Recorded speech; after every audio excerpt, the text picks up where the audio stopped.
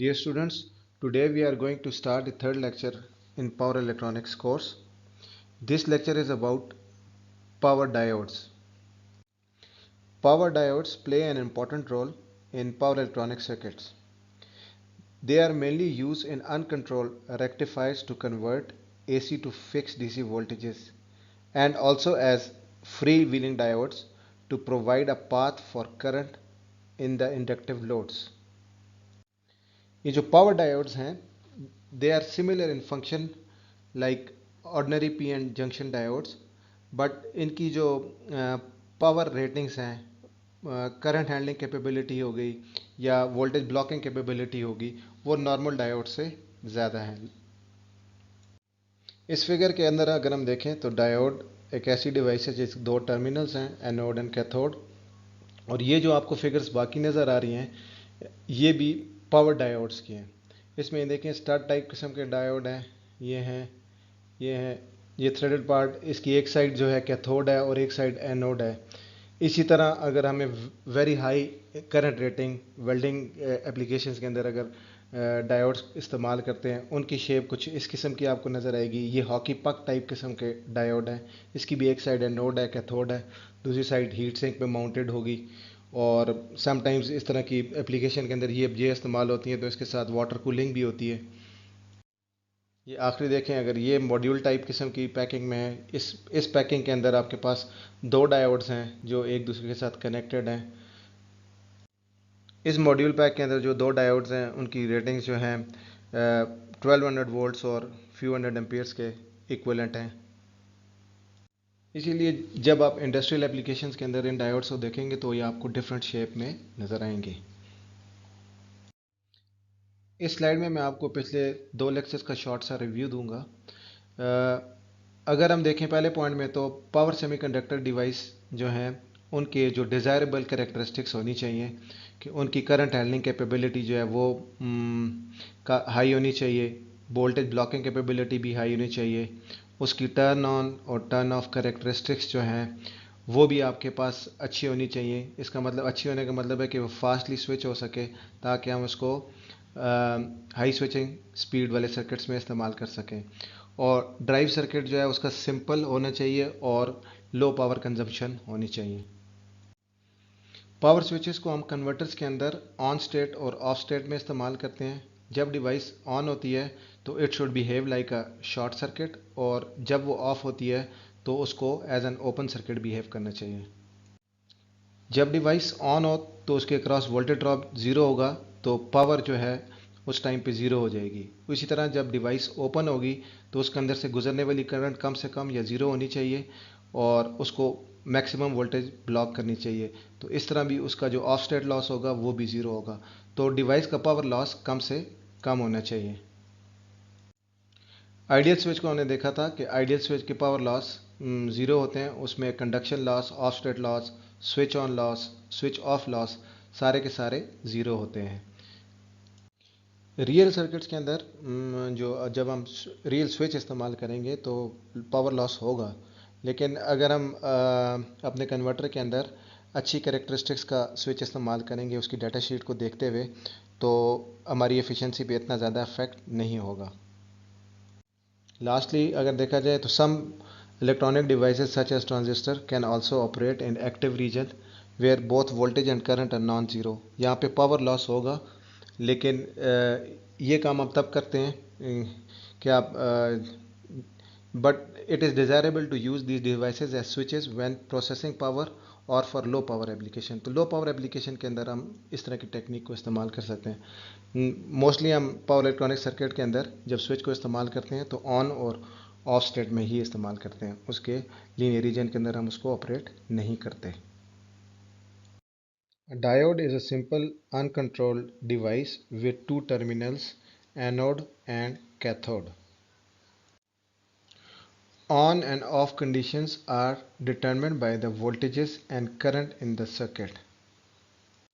जब diode on होता है तो उसका एनोड जो है वो हायर पोटेंशियल पे होता है with respect to the cathode.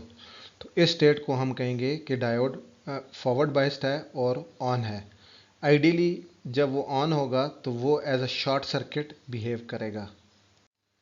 Of या रिवर्स बायस कंडीशन के अंदर डायोड जो है वो ओपन सर्किट बिहेव करेगा और किसी करंट को सर्किट अपने अंदर से पास नहीं करेगा। अगर हम डायोड के IV कैरेक्टरिस्टिक कर्व को देखें जो कि ये शोन है, इसमें इधर आपके पास करंट है जो डायोड के अंदर से जा रही है and that this is the voltage. तो जब डायोड फॉरवर्ड बायस्ड होगा तो उसके ऊपर जो वोल्टेज ड्रॉप होगी रियल डायोड के ऊपर तो वो VF होगी और जो उसके अंदर से रेटेड करंट गुजर रही होगी दैट विल बी IF। इसी तरह जब डायोड रिवर्स बायस होगा, इसी तरह जब डायोड आपके पास रिवर्स बायस कंडीशन में होगा, जब वो open circuit ideally open circuit होगा और रियल में क्या होगा कि उसके डिवाइस के अंदर से कुछ रिवर्स करंट फ्लो कर रही होगी फ्रॉम कैथोड टू एनोड और वो ये लीकेज करंट होगी। और जो जो हम उसकी रिवर्स वोल्टेज को इंक्रीज़ करते जाएंगे तो एक पॉइंट आ जाएगा जिसको हम रिवर्स ब्रेक डाउन कहेंगे या पीक इन्वर्स वोल्टेज कहेंगे। उसके बाद डायोड के अंदर से एक्सेसिव करंट गुजरेगी जो कि एवलांच में चला जाएगा डायोड और डायोड डैमेज हो जाएगा। इसी डायोड की अगर हम आइडियल कैरेक्टरिस्टिक देखें तो ये ड्रॉन है। जब डायोड आइडियली जब उसको ऑन होना चाहिए तो वो शॉर्ट सर्किट बिहेव करना चाहिए। शॉर्ट सर्किट जब बिहेव करेगा तो इस रीजन के अंदर उसकी वोल्टेज ड्रॉप जो है वो ज़ीरो हो जाएगी, वो बिल्कुल इस एक्सेस के ज़ीरो ज़ीरो ओरिजिन पे होगी और इसके अंदर से जो करंट गुजरेगी वो ये इस एक्सेस के ऊपर मैक्सिमम करंट फ्लो करेगी।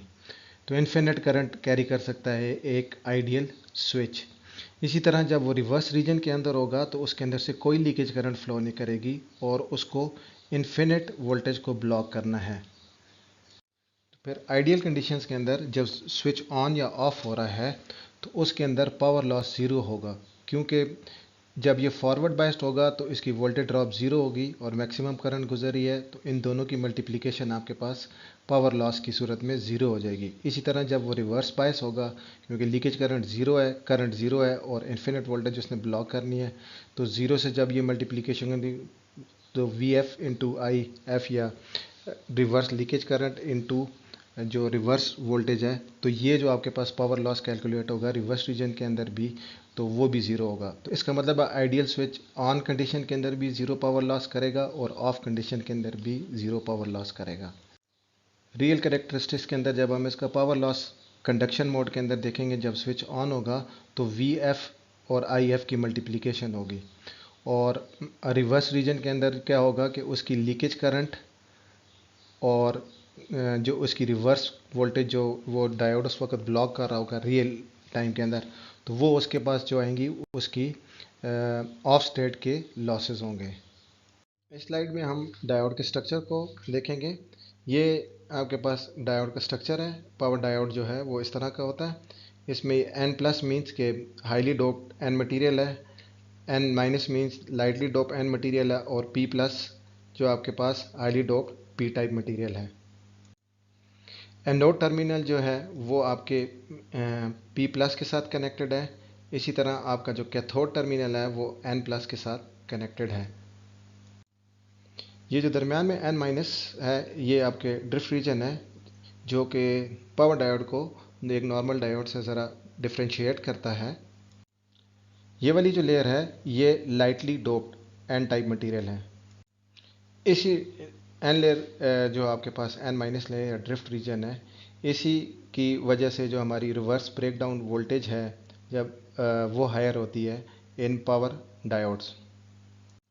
इसी एन माइनस लेयर की जो विड्थ है वो आपकी डिटरमिन करेगी कि डिवाइस कितनी वोल्टेज को ब्लॉक करेगी। अगर इस लेयर की विड्थ जो है वो ज़्यादा होगी तो आपकी रिवर्स बायस कंडीशन के अंदर डिवाइस की जो वोल्टेज ब्लॉकिंग कैपेबिलिटी है वो ज़्यादा होगी। ये जो स्ट्रक्चर आपको नज़र आ रहा है ये वर्टिकल स्ट्रक्चर है और वर्टिकल स्ट्रक्चर हम पावर डायोड्स के अंदर या पावर डिवाइसेस के अंदर इसलिए बना रहे हैं कि ये ज़्यादा पावर हैंडल कर सकता है, क्योंकि जब surface area of the device ज़्यादा होगा तो हम इसके अंदर से ज़्यादा मैक्सिमम करंट पास कराएंगे। तो डिवाइस की जो डिज़ायरेबल फीचर्स हैं कि उसकी वोल्टेज ब्लॉकिंग कैपेबिलिटी ज़्यादा हो या करंट हैंडलिंग कैपेबिलिटी उसकी ज़्यादा हो, तो वो हम उसके स्ट्रक्चर के साथ जब स्ट्रक्चर बना रहे होते हैं तो उसी के अंदर हम ये सारी चीज़ें उसकी एडजस्ट करते हैं और उसी के मुताबिक उसका स्ट्रक्चर बनाया जाता है। इस स्लाइड में हम देखेंगे कि डायोड को फॉरवर्ड बायस कंडीशन कैसे होती है, वो ऑन कैसे होता है, और रिवर्स बायस कंडीशन डायोड्स में क्या होती है जब वो ऑफ होता है। तो अगर आपका एनोड पॉजिटिव के साथ कनेक्टेड है और कैथोड जो है वो नेगेटिव के साथ है, तो अगर आपका anode is more positive with respect to your cathode, तो फिर डिवाइस क्या हो जाएगी, आपके पास ऑन स्टेट में चली जाएगी और उसके अंदर से आपके पास करंट फ्लो करना शुरू कर देगी। और आइडियली ये अगर देखा जाए तो ये डिवाइस उस वक्त शॉर्ट सर्किट बिहेव करेगी। तो this condition is called forward bias condition. ये अब दूसरी फिगर देखें, इसमें अगर आप देखें तो आपके पास एनोड जो है मोर नेगेटिव है with respect to your cathode. तो इस वजह से जो है ना डिवाइस आपके पास ऑफ कंडीशन में चली गई है। जब डिवाइस ऑफ होगी आइडियली तो ये as an open circuit behave करेगी और इसके अंदर से कोई करंट नहीं गुजरेगी। और इस कंडीशन को हम क्या कहेंगे, the device is in reverse bias condition, और इसके अंदर से कोई करंट फ्लो नहीं कर रही। पावर इलेक्ट्रॉनिक्स पढ़ने वाले स्टूडेंट के लिए बड़ा इंपॉर्टेंट है कि वो किसी भी डिवाइस की डाटा शीट को अंडरस्टैंड कर सकते हों, क्योंकि जब भी आप किसी सर्किट के अंदर किसी डिवाइस को सेलेक्ट करेंगे तो आपको उसकी डाटा शीट के जो इम्पोर्टेंट पैरामीटर्स हैं उनके बारे में नॉलेज होना बहुत लाजमी है। जब आप उनके बारे में सही नॉलेज रखते होंगे तो फिर अपने सर्किट के लिए आप बेस्ट डिवाइस सेलेक्ट करेंगे, जिससे आपकी सर्किट की एफिशिएंसी जो है वो हाई हो जाएगी।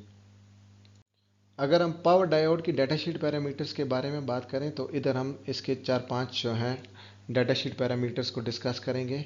पहला जो इम्पोर्टेंट डाटाशीट पैरामीटर है that is peak inverse voltage और reverse breakdown voltage. This is the maximum reverse voltage a diode can block before going to break down.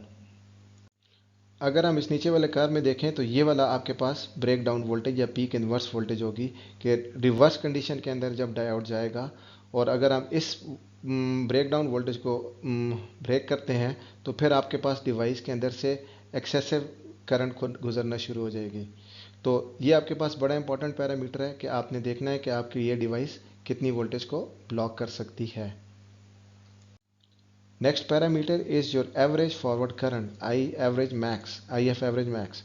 तो ये वो करंट है जब डिवाइस ऑन हो जाएगी तो जो उसके अंदर से जो डिवाइस ऑन होने के बाद जो करंट रेटेड करंट उसके अंदर से गुजरेगी that is called I F average max. It is the maximum average current a diode can handle when it is forward biased. तो फॉरवर्ड डायरेक्शन में जो मैक्सिमम करंट डायोड के अंदर से गुजर रही होती है वो that is I F average max.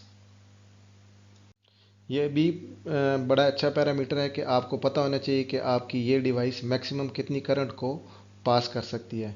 तो ये उसकी डाटा शीट के अंदर ये पैरामीटर डिफाइंड होगा कि कितने एम्पियर्स करंट उसके अंदर से गुजर सकती है।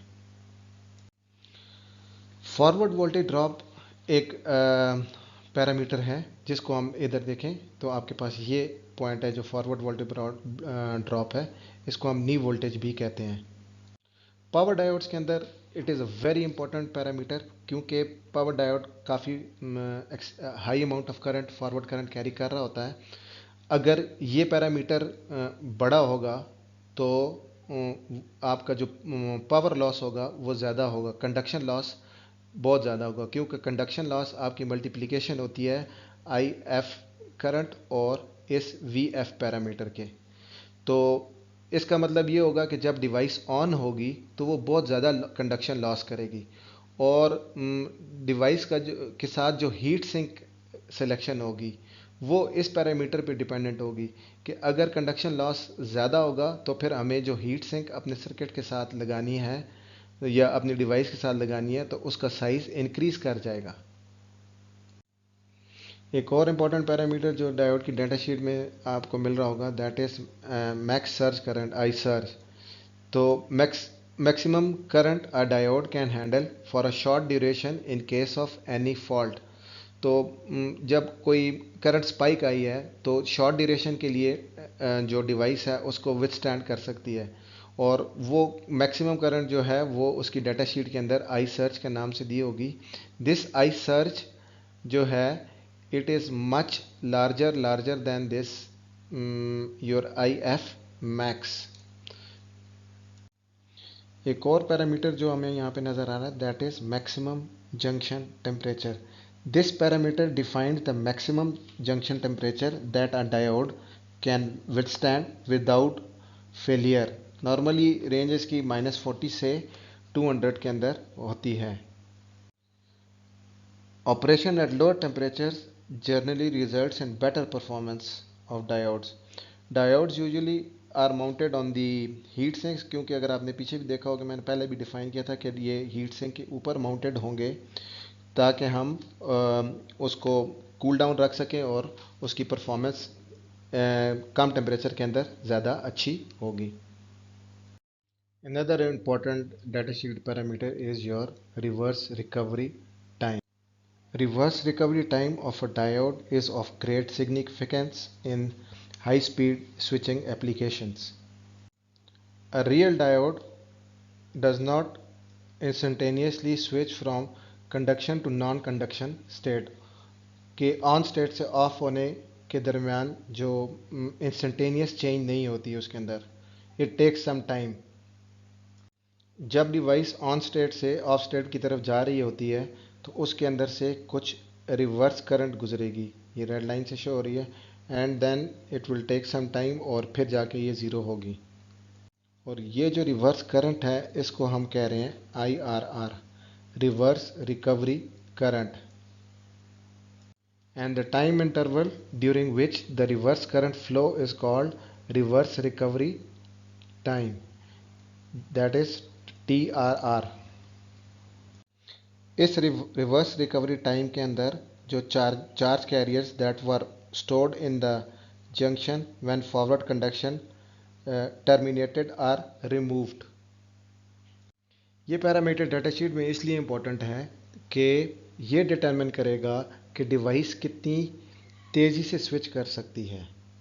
अगर TRR आपके पास ज़्यादा होगा, रिवर्स रिकवरी टाइम ज़्यादा होगा, तो डिवाइस की स्विचिंग स्पीड कम होगी। तो बेहतर स्विचिंग कैरेक्टरिस्टिक्स के लिए लाजमी है कि this TRR should be less. अब हम पावर डायोड्स के सीरीज़ और पैरेलल कम्बिनेशन को डिस्कस करेंगे कि किस वजह से हम पावर सेमीकंडक्टर डिवाइसेस को सीरीज़ में आपस में कनेक्ट करते हैं या पैरेलल में कनेक्ट करते हैं। In high power applications, a single diode may have insufficient power handling capability. To increase the power handling capability, diodes are connected in series और parallel combination. सीरीज़ में कब हम दो डायोड्स को लगाते हैं, जब हम उसकी वोल्टेज हैंडलिंग कैपेबिलिटी को इंक्रीज़ करना चाहते हैं। जैसे कि इस फिगर के अंदर शोन है कि दो डायोड्स को हमने आपस में सीरीज़ कनेक्शन में लगाया है। इस कम्बिनेशन से हम क्या करेंगे कि डिवाइस की वोल्टेज हैंडलिंग कैपेबिलिटी, जब रिवर्स ब्लॉकिंग वोल्टेज को हम इंक्रीज़ कर सकते हैं। इस तरह का कम्बिनेशन बनाने में काफ़ी सारी डिफ़िकल्टीज़ भी आती है, तो हमने ये देखना है कि कौन सी पावर सेमीकंडक्टर डिवाइसेस हैं जो आपस में इजीली इस तरह के कनेक्शंस में सीरीज़ या पैरेलल के कम्बिनेशन में इस्तेमाल की जा सकती है। अगर हम डायोड को देखें तो ये इसके IV कैरेक्टरिस्टिक्स शोन हैं।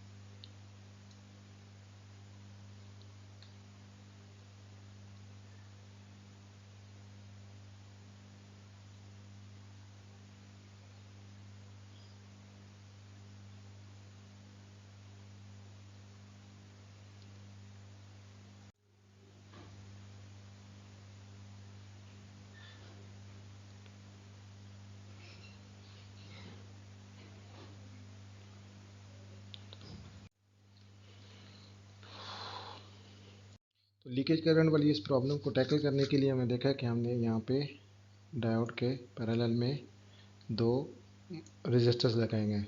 Force voltage sharing can be obtained by connecting voltage sharing resistors of appropriate value across each series diode। तो ये काम करने से हमारी पावर डिसिपेशन भी ज़्यादा हो जाएगी। तो बेहतर ये है कि अगर आपके पास कोई डिवाइस ऐसी अवेलेबल है जिसकी ब्लॉकिंग वोल्टेज कैपेबिलिटी एक सिंगल डिवाइस की ही आपके पास अवेलेबल है with higher power and high blocking voltage capability, आपके पास डिवाइस अवेलेबल है, तो आप बेहतर है कि वो एक डिवाइस ही इस्तेमाल करें। तो इस रजिस्टर को कैलकुलेट करने के लिए हमारे पास ये इक्वेशंस दी हुई हैं। इसमें से करंट देखें और इस करंट के अंदर से दोनों के इस कम्बिनेशन और यहाँ पे जो करंट आ रही है ये डिवाइड हो रही है, उस लिहाज से हम इसको कैलकुलेट करते हैं और वहाँ से हम क्या करते हैं कि इस आर की वैल्यू को कैलकुलेट कर लेते हैं और फिर हम यहाँ पे इसकी पावर डेसिपेशन भी देख रहे हैं। तो इसकी कैलकुलेशन के देखने के बाद इन स्लाइड्स के बाद मैं आपको एक प्रॉब्लम दूंगा जहाँ पे आप इस आर की वैल्यू कैलकुलेट करेंगे अकॉर्डिंग टू दीज इक्वेशंस। इधर आई एस जो है ये सोर्स की करंट है और ये करंट इन दो पार्ट्स में डिवाइड हो रही है, एक इसमें और एक इसमें। सो इसके क्रॉस जो वोल्टेज करंट जो इस रजिस्टर के क्रॉस गुजर रही है वो ये है और ये जो करंट इस डायोड के क्रॉस है वो आपके पास ये है। इसी तरह this current must be equal to V D two divided by R plus I D two. तो इसमें से आप आर को निकाल लें तो आर की वैल्यू आपके पास ये आ जाएगी। जब आप ये लगाएंगे तो फिर हम इन डिवाइसेस को एज अ सीरीज़ कम्बिनेशन इस्तेमाल कर सकते हैं, बट इससे आपकी जो पावर डिसिपेशन है वो बढ़ जाएगी।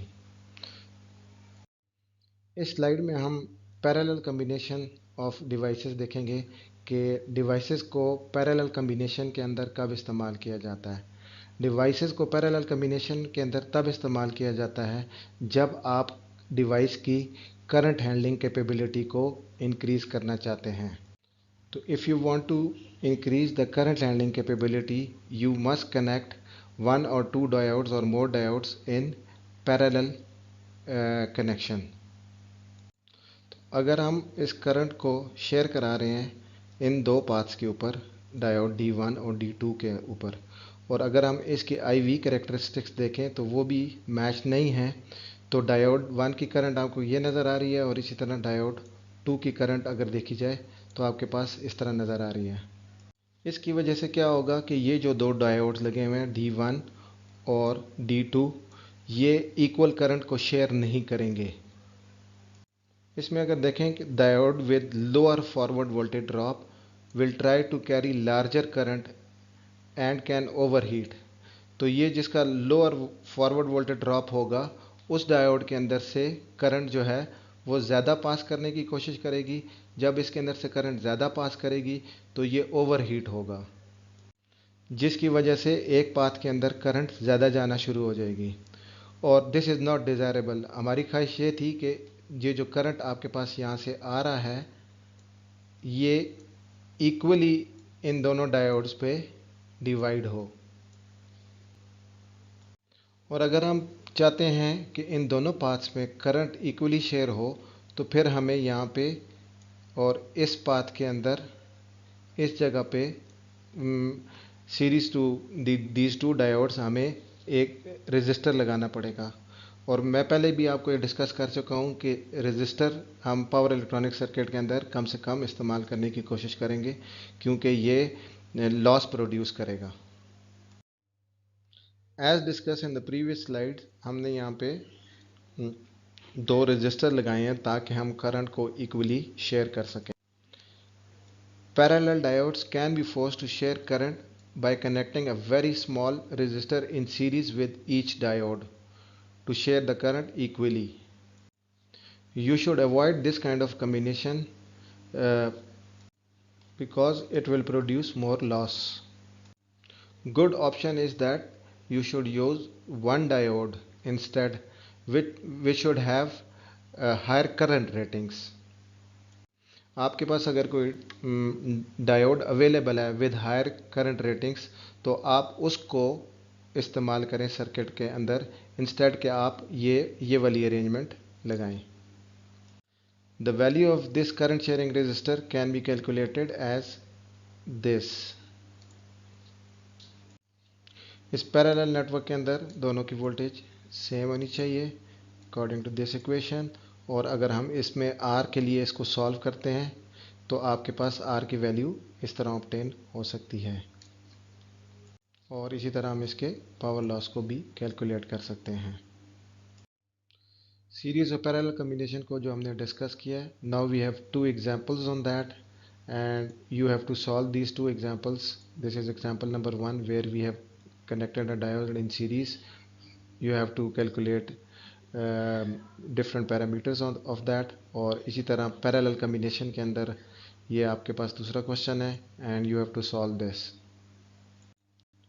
Formulas to calculate R and power are given in the previous slides. You can take help from those slides. Now we will discuss some types of power diodes. We have different kind of diodes available in the market, and they are categorized like general purpose diodes, fast recovery diodes, Schottky diodes, and we will discuss each. General purpose diodes have relatively high reverse recovery time. जब उनका reverse recovery time ज़्यादा होगा तो their switching speed will be low. Reverse recovery time for a general purpose diode is normally 25 microseconds, और इनको देखा जाए तो we use these kind of diodes in low speed applications where maximum frequency is up to 1000 Hz. You can find these kind of general purpose diode in current ratings from 1 ampere to several thousand amperes. And if we talk about the voltage handling capability, तो इनकी voltage handling capability काफ़ी high है, and the diodes which are available in the market are from 50 volts to 5 kilovolts. If you see the applications of these diodes, these diodes are used in low frequency rectifiers with very high power ratings, battery chargers के अंदर इस्तेमाल करते हैं, and in welding equipments. The second category of diodes is fast recovery diodes. Fast recovery diodes नाम से ही clear है कि they recover fast. It means that their reverse recovery time is less. Normally fast recovery diodes का reverse recovery time जो है वो 5 microseconds के होता है. Fast recovery diodes are available in the market from 1 ampere to several thousand amperes, and if you compare these with the general purpose diodes, they have less blocking voltage, that is up to 3 kilovolts. Or this fast recovery action is controlled by diffusion of platinum or gold in the structure. तो अगर हम इसकी applications देखें, क्योंकि ये fast recovery है और high switching circuits के हाई स्पीड स्विचिंग सर्किट्स के अंदर इस्तेमाल हो सकते हैं, तो they have a good market application in DC to DC converters and inverters. In this slide we see another type of diode, that is Schottky diode. The symbol for the Schottky diode is this: one side is anode and other side is cathode. Schottky diodes have different structure than normal PN junction diode. There is a metal to silicon barrier rather than PN junction. Advantage of the Schottky diode is that their forward voltage drop is very less, like 0.3 volts. Another advantage of Schottky diode is that they have fast recovery time in nanoseconds. So they can be used in very high speed switching circuits. On the other hand, if you see, the power handling capability of these diode is less. जो market के अंदर available है current ratings उनकी हैं 1 ampere से 300 amperes तक, और and the blocking voltage is less in few hundred volts. Because of their low power handling capability, these have applications in low voltage DC power supplies and rectifiers. Power supplies with few hundred watts, उनके अंदर this is a very good device to use as a rectifier. This is a brief summary of the types of power diodes. Here we show the voltage rating of different diodes, their current ratings, reverse recovery times, and their applications. That was all about power semiconductor diodes. Now I'll give you some tips which will help you in your final year projects, as you are students of 6th semester right now and you will be going to the 7th semester, uh, and you will be selecting your final year projects. And if you are doing your project in power electronics, or you are designing some switching converter, so these tips will help you in getting the components, how to get the components, and how to read the data sheets. मैंने देखा है कि जब भी students अपना final year project start करते हैं, initially जब वो अपनी सिमुलेशन वर्क कर रहे होते हैं तो उसमें उनको कोई प्रॉब्लम नहीं होती, क्योंकि सिमुलेशन वो सॉफ्टवेयर पे करते हैं और वो बड़ी आसानी से उस चीज़ को बना लेते हैं।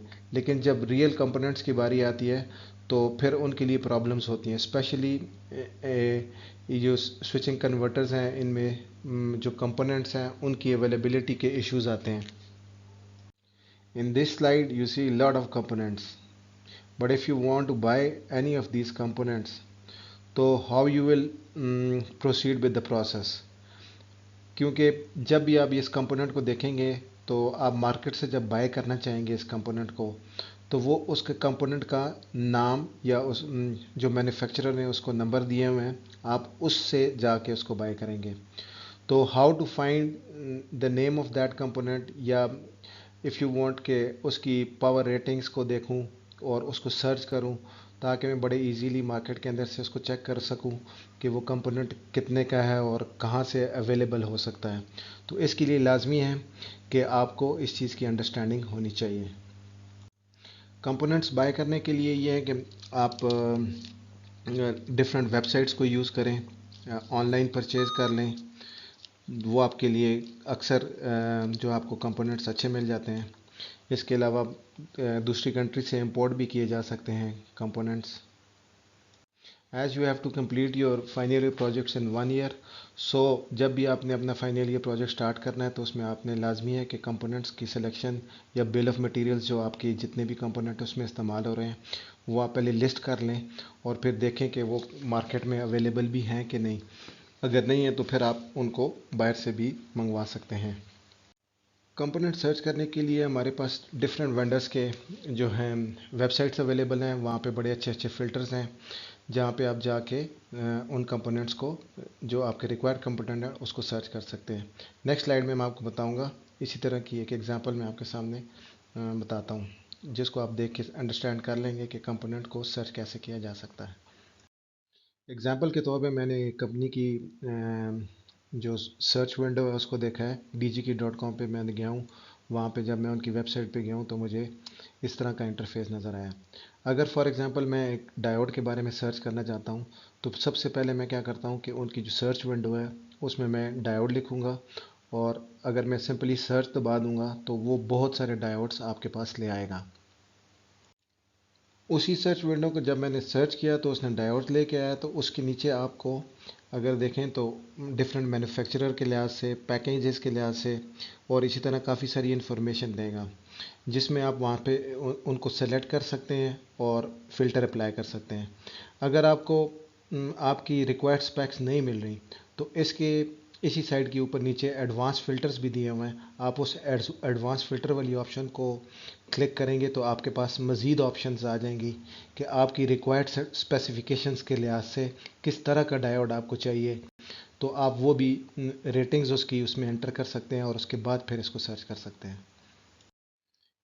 इस पेज पे देखें मैंने उस एडवांस फ़िल्टर को अप्लाई किया है, तो डायोड की टाइप आ गई है अब मेरे पास, और इसी तरह उसकी वोल्टेज कैपेबिलिटी के लिहाज से, रिवर्स ब्लॉकिंग वोल्टेज में देखता हूँ, ये फ्यू वोल्ट से लेके फ्यू किलो वोल्ट्स तक जो भी अवेलेबल इनके पास होंगे इस साइट के ऊपर वो बताएंगे। इसी तरह उनकी करंट्स के लिहाज से हम उस फिल्टर को सेट कर सकते हैं। और आप इसके लिहाज से ऑपरेटिंग टेम्परेचर्स, डिफरेंट जो डायोड के parameters which we have discuss in the lecture, you can select like reverse recovery time you can select. और ये सेलेक्ट करने के बाद and you can apply the filters. After applying the filters you will get a list of the components again, और वो आपकी इन सारी specs के लिहाज से रिक्वायर्ड कंपोनेंट्स होंगे। जब आपने वो फिल्टर्स अप्लाई कर दिए और आपने सर्च का बटन दबाया, then you will get some screen like this, जहाँ पे आपको डिफरेंट कंपोनेंट्स जो आपको रिक्वायर्ड थे वो नज़र आएंगे, फिर उनके पार्ट नंबर्स नज़र आएंगे, इसी तरह उनकी प्राइस वगैरह भी इसमें दी हुई होगी। अगर आप if you want to see the data sheet for that, ये पीडीएफ उसकी नज़र आ रही है आपको, तो अगर आप इस पीडीएफ पे क्लिक करेंगे तो उसकी आपको डाटा शीट मिल जाएगी। इस तरह आपको कंपोनेंट सर्च करने में, उसके पार्ट नंबर लेने में, और अपने जो सर्किट आप डिज़ाइन कर रहे हैं उसके अंदर कंपोनेंट को इस्तेमाल करने में आपको हेल्प मिलेगी। पाकिस्तान में भी बहुत सारे ऑनलाइन स्टोर्स हैं, when you note the part number आप उन पे जाके उनसे कंपोनेंट मंगवा सकते हैं। मैंने डीजीके की साइट से दो डायोड्स को सर्च किया है, जिनको मैं डिस्कस करूंगा उनकी। फिर मैंने जो पीडीएफ थी डाटा शीट, उसका फर्स्ट पेज मैंने निकाला। मुझे रिक्वायर्ड था किसी वेल्डिंग एप्लीकेशन के लिए एक हाई फ्रीक्वेंसी डायोड, और इसकी जो करंट रेटिंग्स है मुझे काफ़ी हाई चाहिए थी। तो मैंने वो सर्च किया और उस विंडो के अंदर मैंने सब सर्च को अप्लाई किया, तो आपके पास जो कंपोनेंट निकला और उसकी जब मैंने पीडीएफ खोली तो आपके पास ये पेज नज़र आ रहा है। इसमें देख लें कि जो ये डायोड है इसकी जो फॉरवर्ड करंट है वो तकरीबन 6 किलो एम्प्स 6266 लिखा हुआ है, तो उस तक का ये डायोड है। और ये हॉकी पक टाइप किस्म की पैकिंग में अवेलेबल है। और ये देख लें इसकी एप्लीकेशंस के अंदर लिखा हुआ है कि ये जिस तरह की एप्लीकेशन मैंने मांगी है उसी के अंदर इस्तेमाल हो सकता है। सेम साइट से मैंने एक और डायोड सर्च किया कि मैंने थ्री फेज़ इनपुट आ रही थी उसको रेक्टिफाई करना है थ्री फेज़ ब्रिज से।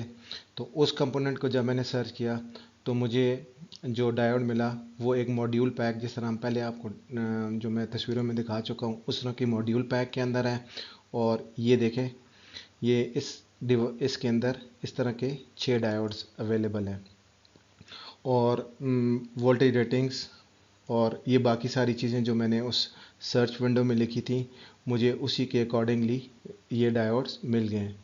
तो दिस वाज द प्रोसेस जो कि मैं चाहता था कि आप लर्न करें, और जब भी अपने फाइनल ईयर प्रोजेक्ट्स को स्टार्ट करें, इनिशियली शुरू के फेज़ में ही आप अपने जो कंपोनेंट्स की लिस्ट है उसको बनाएं।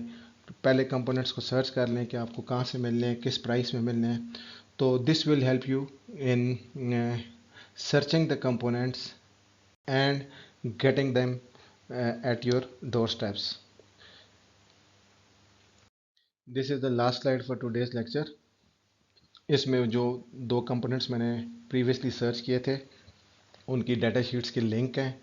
आप इन डाटा शीट्स की लिंक को ओपन करके देखें तो आपको वो दोनों डायोड्स मिलेंगे, वो जो अभी मैंने पीछे सर्च किए हैं। और इसके अंदर आप उसके इम्पोर्टेंट पैरामीटर्स जो हमने डिस्कस किए हैं आज के लेक्चर में, वो आप इन डाटा शीट्स के ऊपर जाके वो पैरामीटर्स देख सकते हैं। इन ऑनलाइन स्लाइड्स को बनाने में अगर कोई गलती हुई है, कोई ऐसी चीज़ है जो आपको समझ नहीं आई है, या कोई पॉइंट ऐसा है जो आप डिस्कस करना चाहते हैं, तो वो आप जो लाइव सेशंस होंगे MS टीम के ऊपर, आप उसमें हम लोगों से डिस्कस कर सकते हैं और उन इश्यूज़ को हम देखेंगे, और उन सारे जो सवाल जो आपके जहन में इन वीडियोस को देख के आएंगे उनके जवाब उस लाइव सेशन में दिए जाएंगे। Thank you.